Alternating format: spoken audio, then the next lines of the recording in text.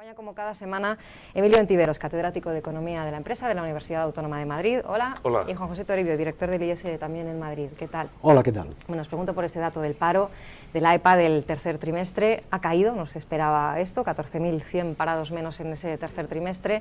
Seguimos teniendo, no obstante, 4.123.000 parados en España. Viendo un poco la letra pequeña de todas esas cifras, ¿por qué creéis que ha caído realmente el paro? ¿Cómo debemos valorar este dato de la EPA? Bueno, yo creo que en gran medida, ¿no? Aunque hayan concurrido distintos factores, tú has señalado el probablemente más importante, ¿no? Que es esa evolución de la población activa. Estamos ante una estabilización, ¿no? Estamos ante algo en lo que además es muy circunstancial, ¿no? Porque las propias autoridades, creo que ha sido la propia vicepresidenta económica del gobierno la que ha anticipado, la que ha insinuado justo antes de que saliera este dato, que vamos a tener un cuarto trimestre peor, de continuidad del deterioro. De todas formas, bueno, estamos en el 18%, estamos en 4.100.000 parados, y lo que no se altera con este dato, Mónica, es lo que yo creo que es más relevante, más que el análisis de las entrañas de la población activa, es la aceleración del deterioro en términos del conjunto de la economía que el mantenimiento de la tasa de paro en este nivel supone. Y desde luego, si efectivamente el cuarto trimestre supone un deterioro adicional, pues volvemos a tener, ¿no?, ese círculo vicioso de merma de la renta disponible, de deterioro de la calidad de los activos del sistema bancario, de continuidad del racionamiento, de contracción de la demanda, de contracción de la inversión empresarial y otra vez vuelta a empezar. Por eso, probablemente en mayor medida que en otros países, es importante no tomar ninguna decisión que pueda contraer la ya muy deprimida demanda agregada. Y es por eso por lo que, en mi opinión, la decisión clave para tapar la hemorragia del paro hoy, la primera de las decisiones, es tratar de hacerlo con la renta disponible. Y si no hay otra forma que la inversión pública, con la inversión pública. Luego os preguntaré con más detalle por esas recetas que se deben aplicar. Sí, yendo al tema concreto del paro, a mí me parece primero que los datos son mejores de lo que se esperaba. Esto hay que reconocerlo, es decir, disminución del número de parados en 14.000 personas y la estabilidad de la tasa de paro en 2 centésimas, en los datos crudos, pues esto en sí mismo me parece bueno. Sin embargo, hay que profundizar, y cuando uno profundiza, pues se da cuenta de que las cosas no son tan buenas y que efectivamente vamos a tener, como decía la ministra Salgado, en este tema del paro, un trimestre peor en el cuarto trimestre y seguramente también en el primer trimestre del año que viene. Pero, ¿y esto por qué? Pues porque yo creo que es muy significativo, aquí dos cosas. Una, el hecho de que aquí hay elementos estacionales relativamente importantes, que tienen que ver, obviamente, con el turismo, la temporada turística, y que tienen que ver también con la agricultura, que son los dos sectores donde más ha caído el paro. Pero no son tan importantes los elementos estacionales, aunque estén presentes ahí. La prueba es que, desestacionalizada, la tasa de paro pasa del 18,2% el trimestre pasado al 18,5%. Sube aquí 3 décimas. Hombre, es una subida, pero no es tanto. O sea que, primero, los elementos estacionales no son buenos, pero tampoco son tan graves. Lo que a mí me parece peor es la fuerte caída del empleo que hay. Es decir, el empleo cae en 75.000 personas, de esas 75.000 personas, 165.000, la caída, es en contratos fijos, es muy fuerte eso.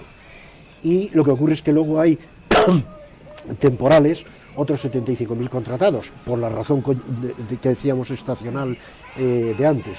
Pero claro, lo que ahí en el fondo está poniendo de relieve es una caída del empleo muy fuerte. Claro, si cae el empleo y también cae el desempleo, como decíamos antes, el paro, pues está cayendo la población activa. O sea que, en definitiva, ¿qué es lo que está ocurriendo? Pues que mucha gente se está quedando sin trabajo.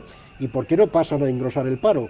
Porque deciden no buscar trabajo, sino salir fuera del mercado de trabajo, volverse a sus casas, y ahí está. Pero eso es una especie de ejército de reserva que se va creando ahí para cuando el mercado de trabajo se reactive, porque alguna vez se reactivará, pues estos volverán y será más difícil entonces hacer bajar la tasa de paro, ¿no? Esta es la realidad de lo que está ocurriendo. Esa es la realidad y la situación no tiene pinta de mejorar. La propia ministra, lo mencionabais los dos, ya ha reconocido que el dato del cuarto trimestre puede ser peor, va a ser peor de hecho que este del tercer trimestre. Ante esta situación hacen falta soluciones. El Gobierno critica a la oposición en este sentido por criticar su política económica, pero por no presentar alternativas concretas en cuanto a políticas de empleo. Os pregunto por alternativas concretas a la política de empleo en este momento, medidas que ayuden a crear empleo en España en un momento como este. ¿Qué hay que hacer realmente ahora?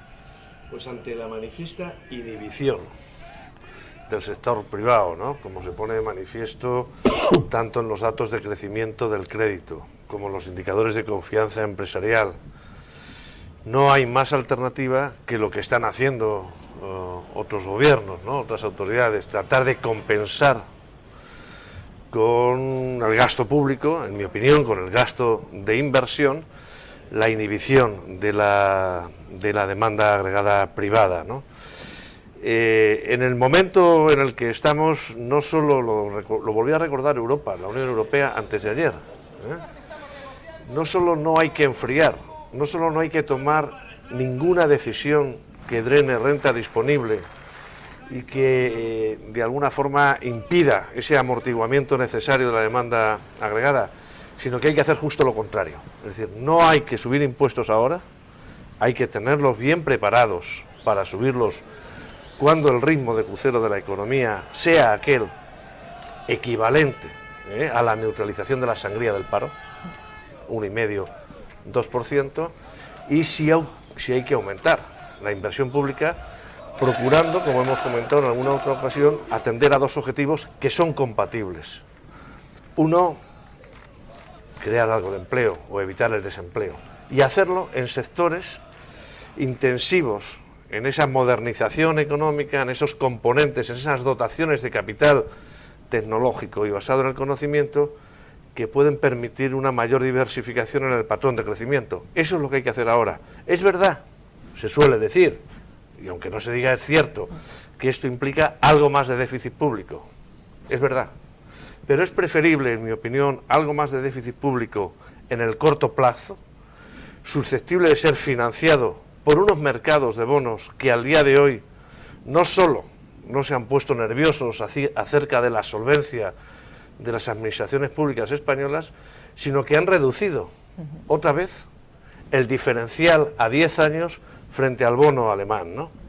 Nunca como ahora las autoridades españolas deberían hacer caso a las autoridades multilaterales. No quite, no ponga usted el freno hasta que no estemos en velocidad de crucero, y dos, haga esa inversión inteligente que procure un ascenso en la liga competitiva de la economía española. No se le pase por la cabeza reducir inversión en I+D, inversión en el fortalecimiento de las tecnologías de la información o inversión en habilidades de los que trabajan, porque si no estaremos siempre en esa segunda división competitiva mundial. Eso nos lleva directamente al tema de los presupuestos, del que hablaremos también después, pero seguimos primero con las medidas concretas para el Mira, paro. Emilio, yo no lo veo así, vamos a ver, no así totalmente. A mí me parece que ese es un análisis desde lo que en economía llamamos el lado de la demanda agregada, exclusivamente. Yo creo que hay que hacer muchas cosas desde el lado de la oferta. Yo también. Y no sé